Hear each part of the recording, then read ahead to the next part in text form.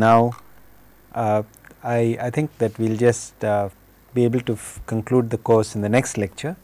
So, this is our penultimate lecture.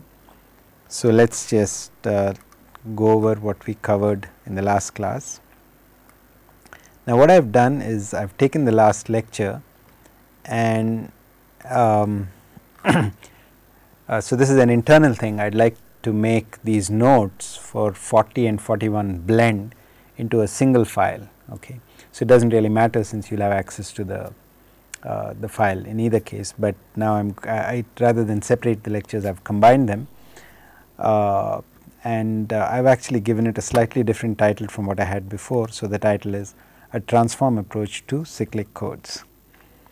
And so, what we did last time just to hit the highlights of our last lecture was basically we said look, we are going to discuss cyclic codes and our viewpoint of cyclic codes is going to be from the point of view of transforms. The particular type of transform is called a finite field transform. So, first we said, well, we need a little bit of machinery in order to start talking about transforms, and we needed that in particular that element alpha. So, if you have a code over an alphabet of size q and the block length is n, then you need to find a finite field that contains your original field that contains an element of order n, because your original field may not contain such an element. So, you have to expand the size of your field. Okay, so, once you did that, you have the element alpha, then we went ahead and defined the finite field transform, and then we went about examining its properties such as linearity, cyclic shifts, inversion, convolution, conjugacy. Once we had understood or reasonably had a reasonable understanding of excuse me of the transform, then we went back and said, okay, our interest is in cyclic codes, by which we meant we are interested in block codes having the property that they are linear and they are cyclic, they are closed under cyclic shifts. And we were adopting a transform viewpoint of these codes. So, towards that, and I think we just about got started over there. So, I think so let me take up the discussion on cyclic codes and lead you a little bit slower through that, since we will be continuing that discussion in the present lecture. So, here are some of our slides on cyclic codes. So, we defined what it means to be a cyclic code, and then we put an equivalence relationship. So, we said that when we take a code word and we look at its transform, then those subscripts lambda which appear in the transform we will regard as frequencies. So, then we defined an equivalence relationship on the frequencies, which led to organizing them according to cyclotomic cosets. So, here is an example. Then the smallest element in each coset is called its coset leader. Then we defined the notion of a closed set of frequencies, that is, a set of frequencies is a closed set if it is closed under multiplication by q modulo n.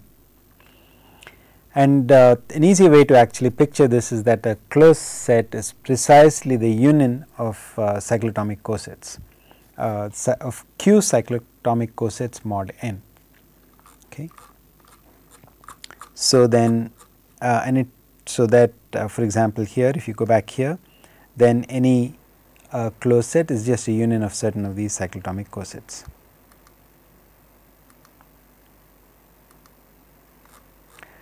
Then we introduce the notion of the null spectrum of a code. The null spectrum of a code is those collection of frequencies at which every code has transform value equal to 0. And I gave you an example here and said that actually this is the general picture of cyclic codes. That is, that you organize given a cyclic code, given an alphabet size q, given an element n, you find a field that contains a primitive element alpha.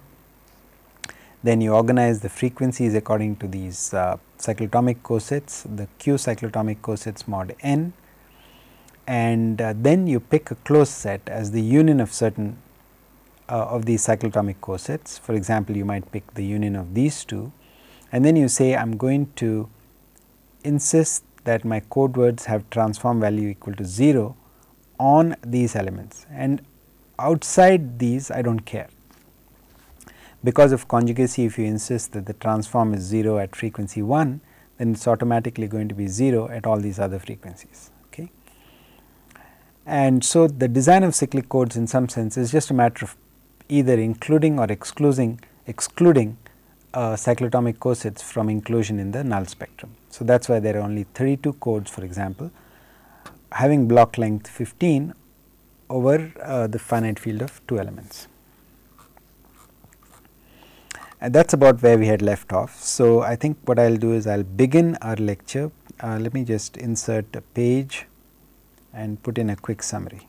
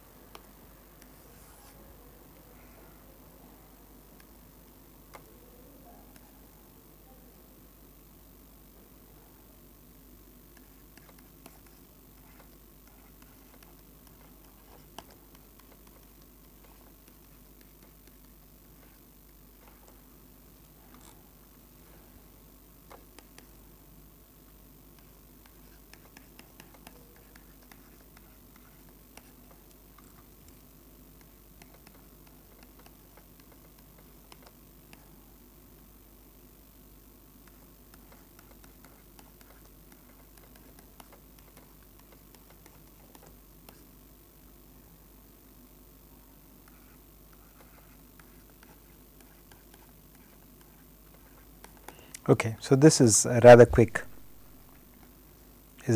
summary of what we did last time. We looked at finite field transforms. The first was the expansion of the finite field to find an element of order n. Then we gave the formal definition of the transform. We looked at its properties. We started discussing cyclic codes. We discussed cyclotomic cosets, closed set. So, I think these two got interchanged in their order here. So, perhaps just make a note of that in terms of the order in which we discussed them, and then finally we introduced the notion of a null spectrum. Now, we want to proceed with the theory of cyclic codes, and our goal, as the title says, is to actually estimate the parameters of a cyclic code. So, what do we mean by the parameters? Well, the block length is clear, the alphabet size and the block length are clear. So, what is of interest are the other parameters, namely the dimension of the cyclic code and its minimum distance. So, those are the two things that we are going to target in this lecture.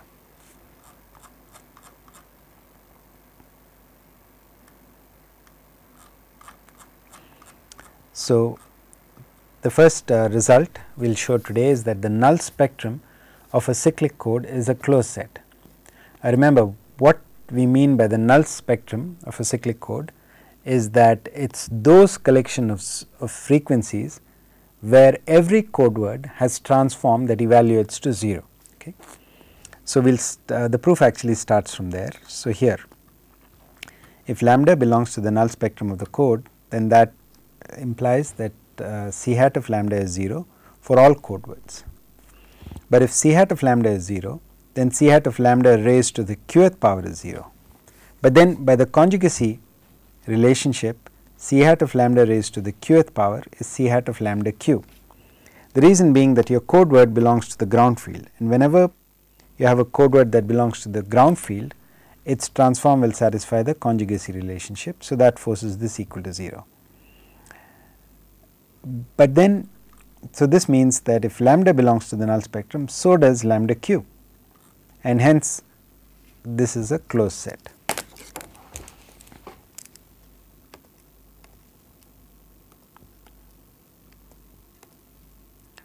So, hence the null spectrum of the code is a closed set. All right. Second lemma. Then, so what we actually said is, given a code, we said we are going to let the set of all frequencies where the code word transforms the value to 0, then that is a closed set. There is a converse, sort of converse of this, and says, look, supposing on the other hand, if I started out with a set of frequencies which was closed under conjugation. So, S is a closed set of frequencies, and if I then define my code to be all n tuples whose transform evaluates to 0 at all frequencies contained in S, then that in fact is a linear cyclic code. Okay, so, it is kind of a converse. It says that I can start from a code and I can go to a closed set, or I can start from a closed set and I am led to a linear cyclic code. So, let A of t and B of t be code words, then so that means that A hat of lambda, B hat of lambda are both 0 for all lambda in the closed set. But then that is also true if I take a linear combination of them, where theta belongs to fq, and so that means that, but then by the linearity property of the transform, this quantity here is the transform of A t plus theta b t. Okay. So, that means that if A t and B t are code words, so is A t plus theta b t. So, that proves that your code is linear, which is not surprising. Okay. So, basically we have used the linearity of the transform to prove that the code is linear. Next, if the code, if C t is a code word, so it only remains to actually prove that this code is not only linear, but it is also cyclic. So, we have to now worry about cyclic shifts. So, here supposing C t is a code word and you define A t to be a cyclic shift of C t, and you take the transform of A t, that is alpha to the lambda tau C hat of lambda. But then since C hat of lambda is 0 for all lambda in S, so is A hat of lambda. But then you defined your code word as the set of all vectors whose transform is 0 on S, right. And so that automatically means that A of t, that it means that A of t is also a code word, and therefore the code is cyclic. Okay. So, we basically the way we prove this is just by using the property of the finite field transform under cyclic shift. You just get a multiplied, the transform values are just multiplied by some constant. So, it does not change the fact that the transform is 0 at certain frequencies. For this reason, the code is closed under cyclic shifts. Now, just a reminder here, reminder slide here to say that in all the subsequent discussion, we will be working with a set of parameters, standard parameters. So, this is the common setting. Q will always denote a power of a prime, and then n will be a reference to the block length, and we will always have that Q and n are relatively prime. M, the small m is going to be the order of Q modulo n, and C will be a cyclic code of block length n over Fq. So, in this setting we are going to define something that is called a basic sequence. A basic sequence of frequency lambda naught, where lambda naught lies between 0 and n minus 1, is a sequence satisfying that b hat of lambda is 1 whenever lambda is either lambda naught or else a conjugate of lambda naught, meaning that it is some power of q times lambda naught, and it is 0 everywhere else. For example, here is the case when so this is the case when q is 2 and n is 15 and m is equal to 3 in this case. Oops, that should be m is equal to 4, pardon me. So, supposing I pick lambda naught to be 3, okay, then what I want to illustrate is a basic sequence of frequency lambda naught, meaning its transform value is 0 everywhere except at frequencies corresponding to lambda naught and its conjugates. So, that means that this b of t is sequence has transform which is 0 on all these cosets, and it is 0 every and all cosets other than the coset corresponding to 3 and here it is 1. Now, the conjugacy also tells us that its value at 6 is 1 to the q is 1 times 1 to the q, which is still 1, and so on. So, it actually takes on the same value for every element within a coset. It takes on the value 1 for all the elements in this particular coset, and it takes on the value for everywhere else. Okay. Once again, that is because if b hat of 3 is 1, then b hat of 6 is b hat of 12 equal to b hat of 9 is 1, because b hat of 6 recall, I will put this on the side here, b hat of 6 is b hat of 3 squared. So, for this reason, if b hat of 3 is 1, then b hat of 6, which is its square, is also 1. Okay. So, this is going to clutter this. So, let me erase this. All right. Now, the next lemma says that if C, so it's now we are exploring the connection between closed sets and cyclic codes further. So, let C be a cyclic code whose null spectrum is given by this. Then it is telling you that really there is only one code that can have this null spectrum, namely it is that code which corresponds to all vectors, all n tuples over f q whose transform values are 0 at every frequency in the null spectrum. Okay, so, we started out by saying C is some subset of f q to the n whose transform values are 0 at all frequencies in the null spectrum. But it turns out that the linearity and cyclic properties that C possesses cause C to in fact be precisely the largest possible collection of vectors that you could have when you just impose the constraint on the transform values. Okay. So, in this sense, given a null spectrum, there is a unique code that is associated to it, and in particular the basic sequence of frequency every frequency lambda not in the null spectrum belongs to the code. Okay. So, that is a side comment. I think I will ignore that for now. I do not believe the way I am presenting it that we will call upon it. If I need to, I can always come back to this. Okay. The proof is in the appendix, so I will not actually go through that. Okay. So, once again let us recap the three lemmas that we have. The first lemma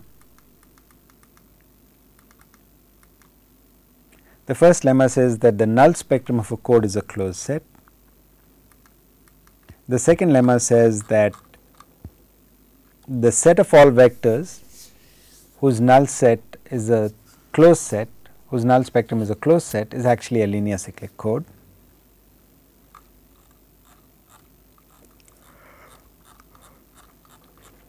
The third one says, well, I can actually say something stronger.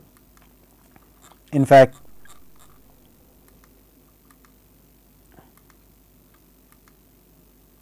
I can actually say that if you tell me that a code has a certain null spectrum, I can actually tell you which code it is, because there is essentially just a single code for a given null spectrum, okay, and that is precisely the set of all n tuples which possess the null spectrum, because that forms a cyclic code.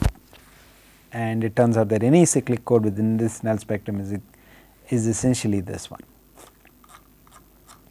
Okay, so not surprisingly, when you put these together, you have this important null spectrum theorem, which says that there is a 1-to-1 correspondence between cyclic codes over FQ of block length n and closed sets of frequencies.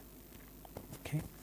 So, what is the correspondence? The correspondence is just this, that on the left side what you have is the collection of all cyclic codes of block length n over FQ. Okay, so, let us note that.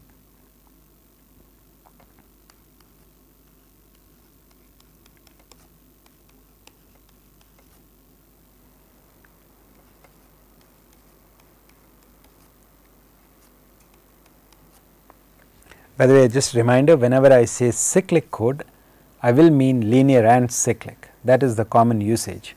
So, the linearity is sort of taken for granted. So, when you talk about a cyclic code, you really mean a linear cyclic code. And on the right side here, what I have is the collection of all closed sets.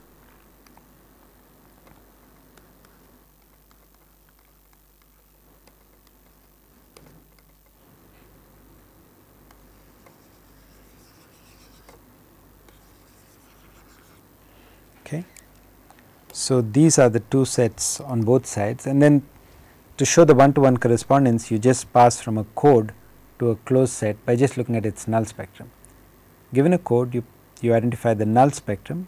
We know that from one of our earlier lemmas that it is a closed set, and so that makes this mapping actually makes sense, and it is 1-to-1 and onto because of the properties that we proved in lemma 1 to 3, because I mean, what you have to show is that it is onto and 1-to-1. To show that it is onto, you got to show that given a closed set, that there is a cyclic code associated to it, but that is clear because you just look at the set of all vectors whose transform value is 0 on that closed set, and you will get a linear cyclic code. And furthermore, that cyclic code will have null spectrum exactly the closed set that you started out with.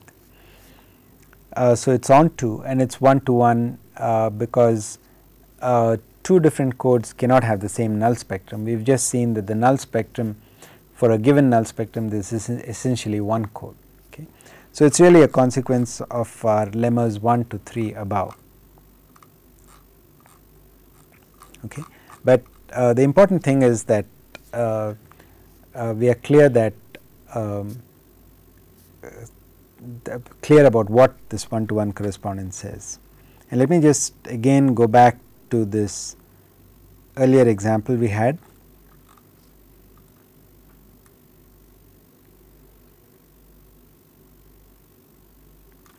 And so once again, so now I think you will perhaps have a slightly better understanding of what I was saying earlier. Earlier I was saying that look, picking a cyclic code is exactly the same as picking a bunch of cyclotomic cosets and saying I am interested in all those vectors whose transform values are 0 for every frequency which is in the union of those cyclotomic cosets that you just picked. So, it turns out that the particular selection of null spectrum here corresponds to a double error correcting BCH code. Right. Okay, good. So, now that we have this correspondence between cyclic codes and closed sets in the frequency domain,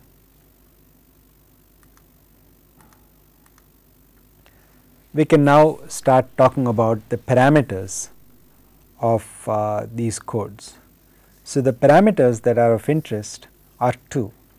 One is the dimension and the second is the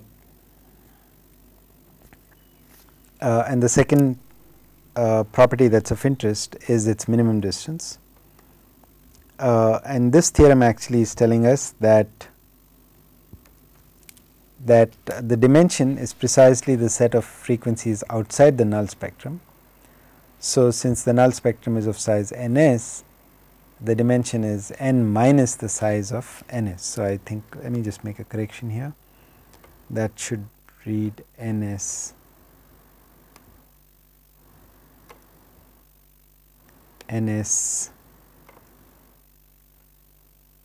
C.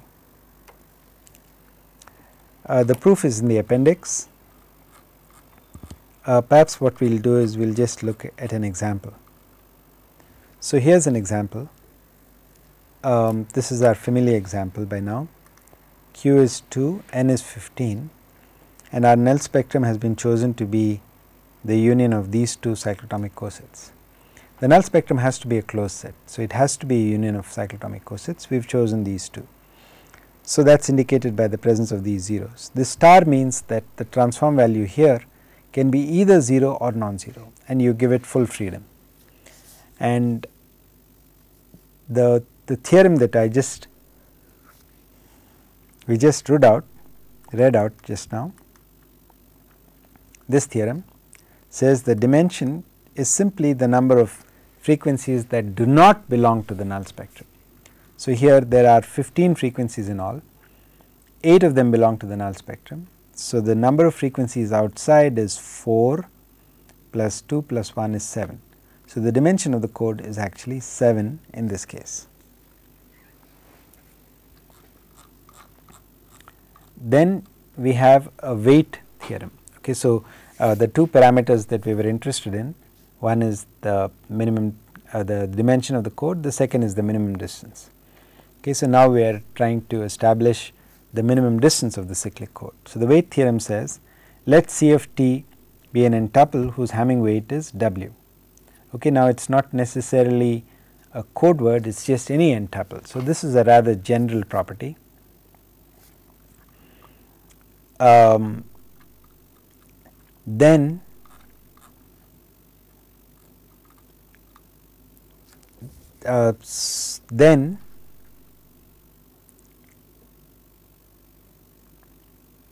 so, I am just thinking that perhaps I should change the notation from C of t to A sub t, so that there is no confusion and it is clear that this applies in general. Okay, so, let me make that small change. Let A t belong, so this is A.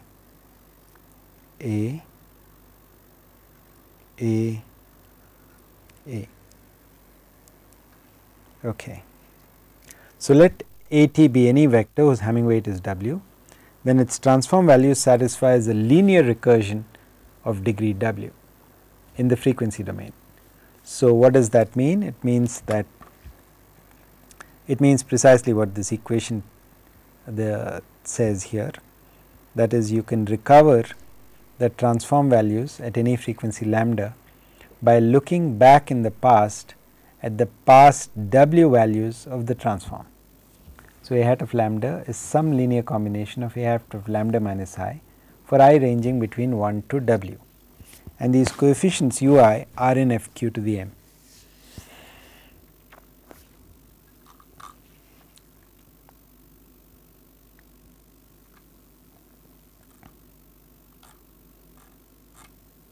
Once again, in the interests of moving along, I have left the proof in the appendix.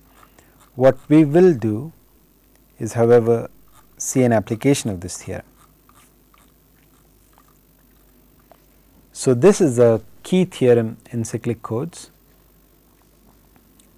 and it says that supposing C is a cyclic code over f q of length n, where n and q are relatively prime, and let us assume that the null spectrum contains a stretch of consecutive frequencies that is, you have a starting point m0, m0 plus 1 up to m0 plus d minus 2.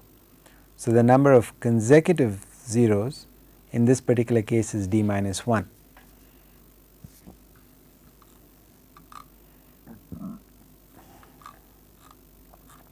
So, this is obviously a subset of the set of all frequencies. Actually, this should have been n minus 1, let me correct that. And here these there is freedom in choosing m0. So, m0 is some integer and d is some integer, also an integer which is greater than or equal to 2. And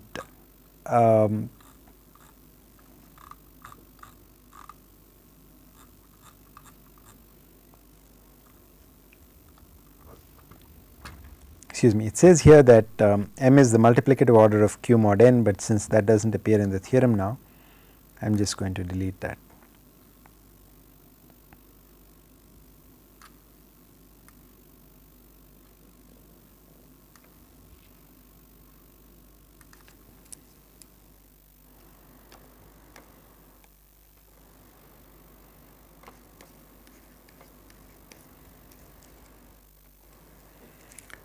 So, the assertion of the theorem is that the minimum distance of the code is in this case greater than or equal to d.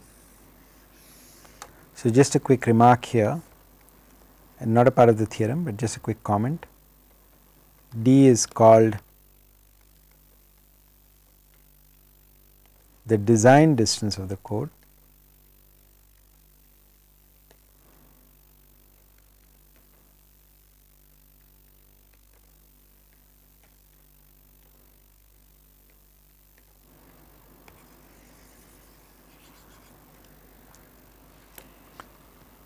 And so, the minimum distance of the code is at least d, and therefore, the parameters of the code, the block length is n, that is obvious.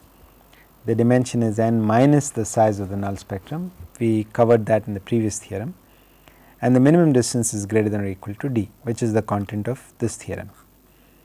The proof is actually quite straightforward, so we will go through with it.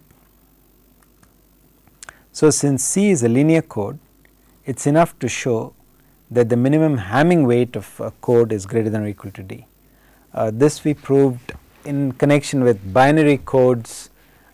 We showed that in the case of binary codes, the minimum distance is equal to the minimum Hamming weight, but that proof also extends to the non-binary case. That is, the minimum Hamming distance of a linear code over any finite field, that is, whose symbol alphabet is any finite field, has the property that the minimum Hamming weight is equal to the minimum Hamming distance.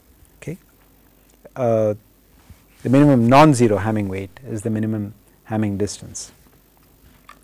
So, now supposing you have a code word, and let us say that its Hamming weight is w, and let us assume that w is greater than 0, okay, because we are trying to estimate the minimum distance, and we know that the code contains the all 0 code word, and when we talk about minimum Hamming weight, we are interested in the minimum non-zero Hamming weight. So, we will assume that w is greater than 0. Then our earlier lemma that we just read out says that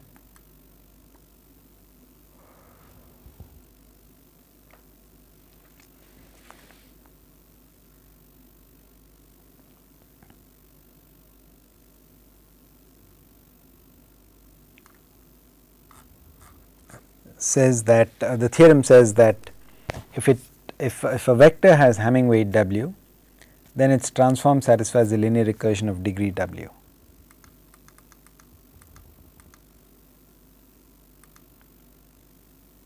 Okay. So, because of this, therefore, C hat of lambda satisfies the linear recursion of this form. C hat lambda is the sum I is equal to 1 to w, C hat of lambda minus I ui for all lambda. So, in particular, what that means is that if you put lambda equal to m0 plus d minus 1, okay, where did I get that from? Well, all that I am doing here, so maybe I can actually at this stage draw a picture before continuing with the proof.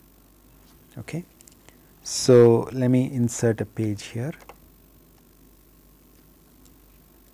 So, the picture is like this. So, let us look at your transform C hat of lambda, and let us say that these are your indices. You start with 0, 1, and then somewhere you encounter m0, m0 plus 1, m0 plus d minus 2, m0 plus d minus 1, m0 plus d on up to n minus 1.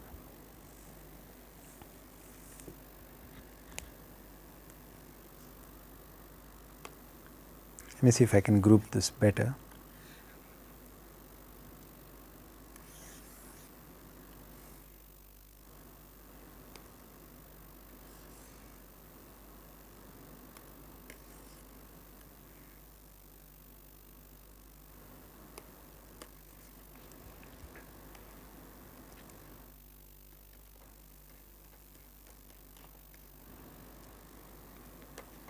So, let us say these are the frequencies, and when you look at C hat of lambda,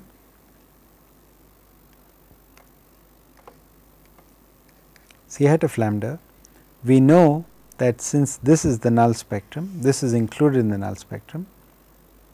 So, it is contained in the null spectrum of the code. Because of that, when you look at C hat of lambda, you are going to see a 0, a 0 and a 0. You are going to see d up to here.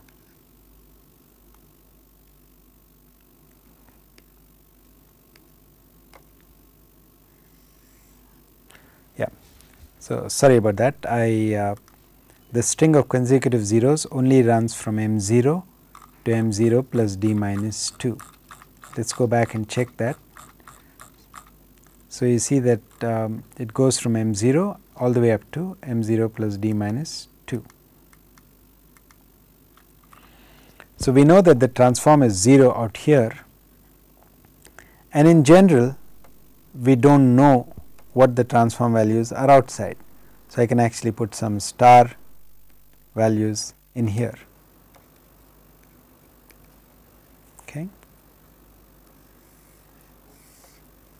But we do know that C hat of m0 plus d minus 1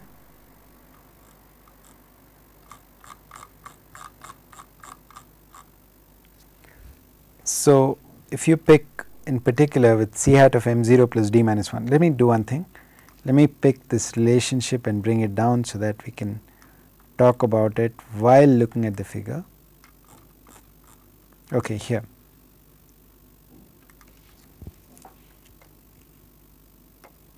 So, let us look at this expression here. Okay. And so, picture this, that you are saying that the transform value at frequency m0 plus d minus 1 is some linear combination of the ones that came before it, okay, the w terms that came before it. But if w is less than d, then since you are going back up to m0 plus d minus 1 minus w, this is at most m0 plus d minus 1, you are going back into the past. The earliest or the smallest index is this minus d minus 1. So, the w can be at most d minus 1, since we are assuming it is less than d. So, this comes out to m0. So, that means that what you actually shown is that if it has weight w, then this value must be linear combination of these zeros, which means that this entry must be 0.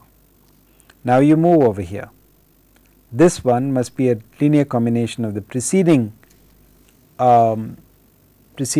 I guess d minus 1 terms, and is again 0, and so on.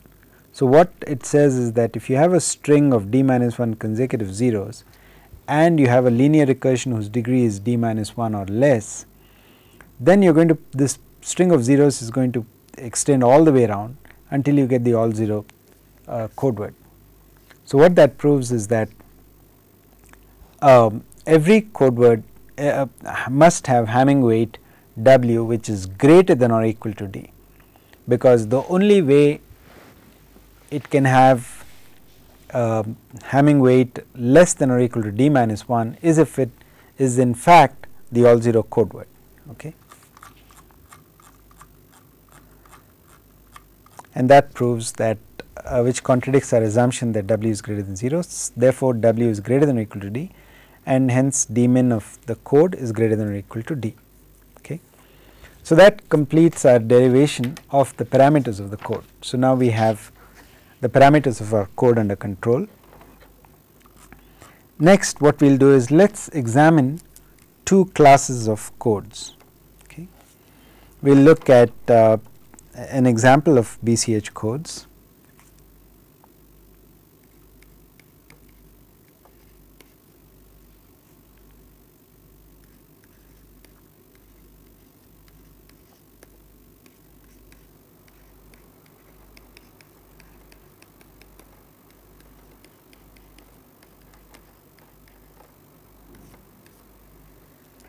So, the BCH class of codes falls into the class associated with this theorem. Okay. So, BCH codes turn out to be codes having a null spectrum which contains a consecutive set of frequencies.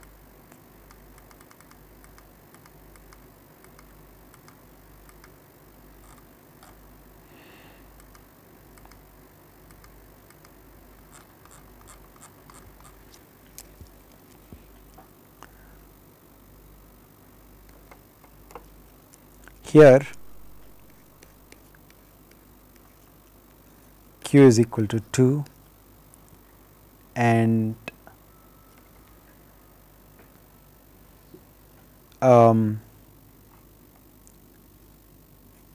n. So, for the primitive case n is of the form 2 to the m minus 1. So, actually if you start out, perhaps I should start out, supposing I said that it is 2 to the e minus 1, then this means that the multiplicative order of or actually let me put back the m here. So, if n is 2 to the m minus 1 and then you ask what is the multiplicative order of q mod n, and then you will see that it is actually equal to m. Okay.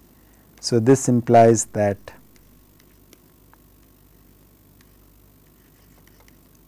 the multiplicative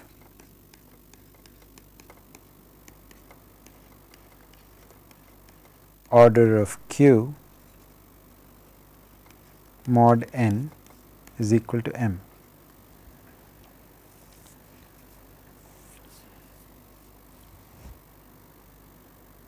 So, I will leave that as a small exercise for you to check, it is quite straightforward.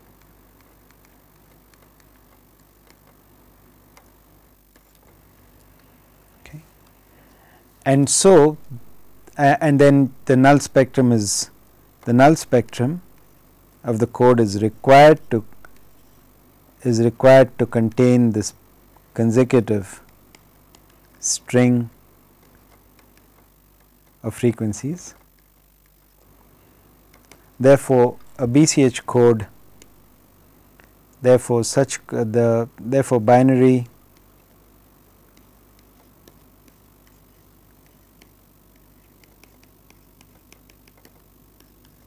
BCH codes have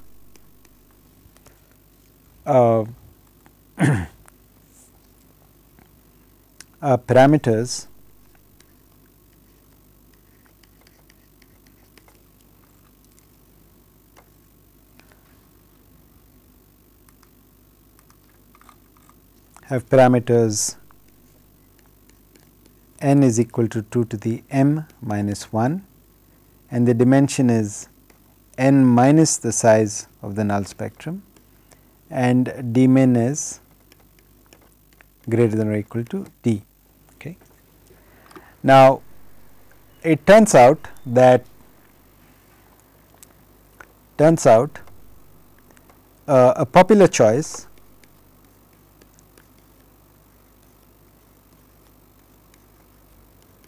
choice is m naught equal to 1. So, that means your consecutive, therefore, in which case your null spectrum contains 1, 2 all the way up to m0 plus d minus 2, which is d minus 1. So, you have a consecutive stretch of zeros from 1 to d minus 1. Then so what I am trying to get at is the following. Here in describing BCH codes, I have given you the length and the minimum distance, and I have left the dimension expressed in terms of the complement of the null spectrum. The catch here is we do not really know what the null spectrum is, because all that we know is that it contains these frequencies. We do not exactly know what it is. So, that leaves a question mark over the dimension of this code. Now, you can't completely erase that, but what you can do is, in this particular case, you can estimate or at least lower bound the dimension of this code as follows. So, let us say that m0 is 1, in which case the string of consecutive zeros actually ranges from 1 to d minus 1, which can be rewritten as 1, 2 all the way up to 2t if d is equal to 2t plus 1, because typically when you are looking for error correction, then your minimum distance is 2t plus 1. For example, if you want to correct 2 errors, you will make your minimum distance 5 and so on. Okay. So, this is a popular situation that you are likely to come across. So, what can you say in this case? Then note that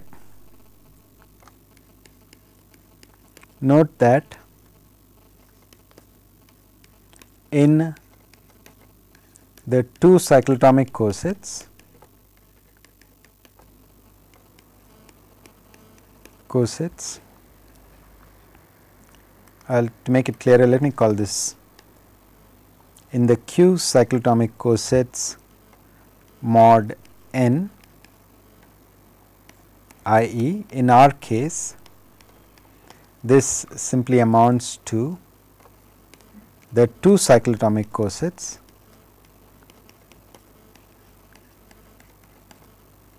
mod 2 to the m minus 1 .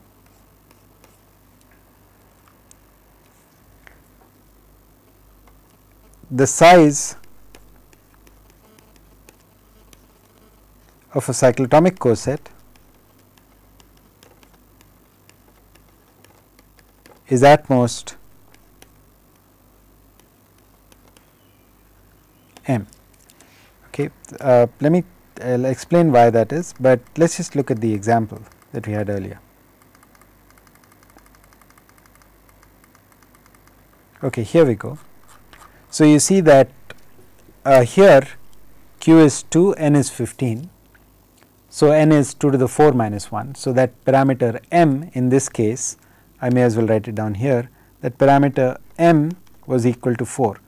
And you can see here that the cyclotomic cosets, none of them is larger than 4, because no matter where you start, if you keep multiplying by powers of 2, eventually when you reach 2 to the 4, you will get back to where you started, because 2 to the m minus 1, 2 to the m mod 2 to the m minus 1 is 1.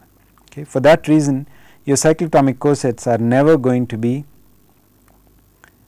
bigger than m. So, let us, since lambda 2 to the m mod n is equal to lambda 2 to the m mod 2 to the m minus 1, which is equal to lambda. Okay. So, that means that if you start from lambda and keep multiplying by powers of 2, after m steps you are going to be back where you started. So, the cyclotomic coset cannot contain more than m lambda. So, what you will do is you will go lambda, you will go 2 lambda, you will go 4 lambda, and then at most you might end up with 2 to the m minus 1 lambda, but at the next step you will come back to lambda. So, the size of your cyclotomic coset can never be more than m. Okay, so, that is one thing to keep in mind. Okay. And so, that is observation 1.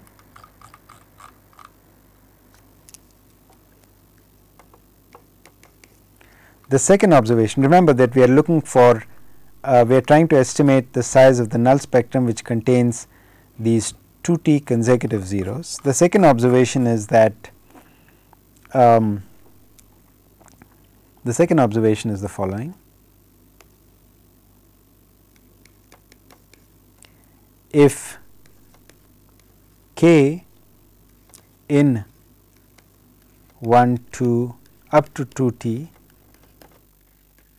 is even, excuse me, if k is even, let us say that k is equal to 2l, then L is already in this set.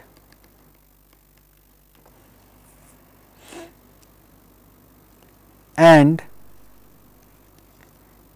K and L belong to the same cyclotomic coset. So, I should let me write this differently, and K comma L belong to the same cyclotomic coset. So, what that tells us is that therefore, so what you are saying here is that look, I have 2t distinct elements here and I am worried about, I want to keep my, see the fact that I have 2t consecutive zeros guarantees my minimum distance is 2t plus 1. But now how large do I have to make my null spectrum to guarantee the presence of these 2t consecutive zeros? And the point is that you only have to ensure that the odd integers in this belong to the null spectrum, because the even ones come for free because of the fact that if you are picking cyclotomic cosets. So, if you pick L, you will also be picking 2L through that cosets. Therefore, it suffices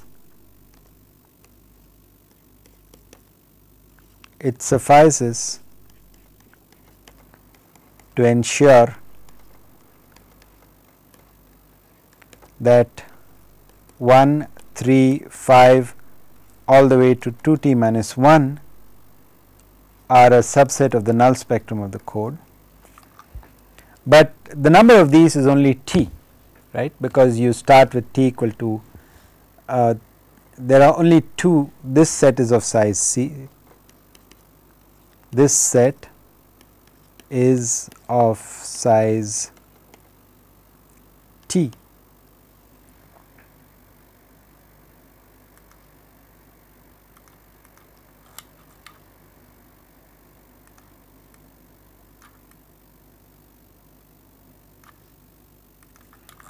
This set here is of size t. Therefore, the null spectrum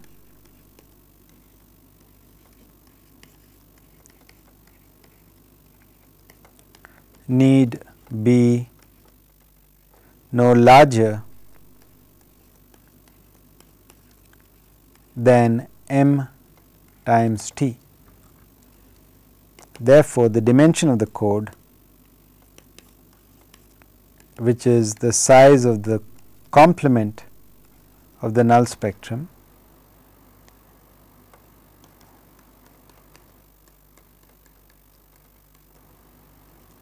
is greater than or equal to 2 to the m minus 1 minus m times t. For this reason, you will actually see that the parameters of a BCH code described in this way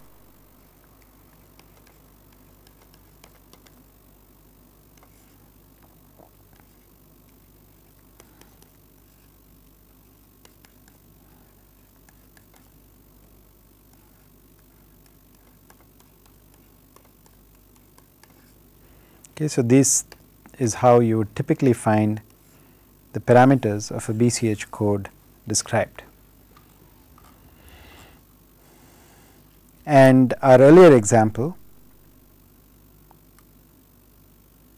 here was of the same flavor, because this code here was actually a BCH code of minimum distance 5, because in that case you would insist that they would be the consecutive zeros would be 1, 2, 3 and 4, and by ensuring that 1 and 3 belong, you ensure that 1, 2, 3, 4 belong. So, the minimum distance is 5. So, in this particular case t was equal to 2. So, the size of the null spectrum was at most mt, which is 8 in this case. Therefore, the dimension of the code is at least 7. Okay. So, this is an example of that very same statement, and I am just going to quickly copy this slide over to that page where we were at, but perhaps I should just summarize. So, what we have done is that we have actually looked at so we had started out by looking at cyclic codes from a transform domain perspective, and so we defined this quantity called the null spectrum of a code. We made the link between cyclic codes and closed sets of frequencies strong by showing there is a one-to-one correspondence, and then we said, okay, now that we know how to design cyclic codes in the frequency domain, what can we say about the parameters? And the minimum the dimension is easy, it is just the number of frequencies outside the null spectrum. The minimum distance is complicated, but what we can do is, if we ensure there are a certain string of frequencies which are consecutive belong to the null spectrum, that the minimum distance is at least one more than the length of that string. Okay. So, that is kind of the BCH construction of cyclic codes. So, we use that to estimate the minimum distance, and what was behind that estimate is what I call the weight theorem, because it turns out that if a vector in the time domain has Hamming weight w, in the frequency domain its transform satisfies a linear recursion of degree w, and that is what enabled us to prove that. So, in the next class, what we will do next in final lecture, we will define Reed-Solomon codes and then quickly look at how one can actually decode these codes. Okay. So, we will stop at this point. Thank you.